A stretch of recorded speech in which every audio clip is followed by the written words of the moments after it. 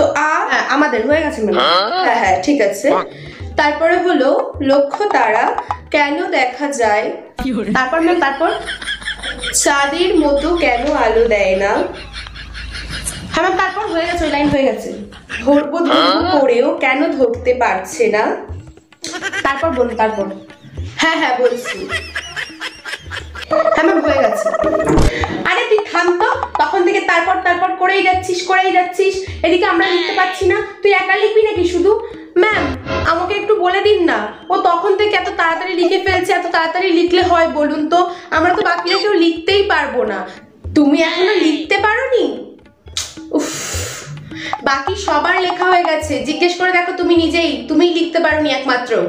কি রে তোরা লিখতে পেরেছিস বল? হ্যাঁ আমাদের তো লেখা হয়েই গেছে।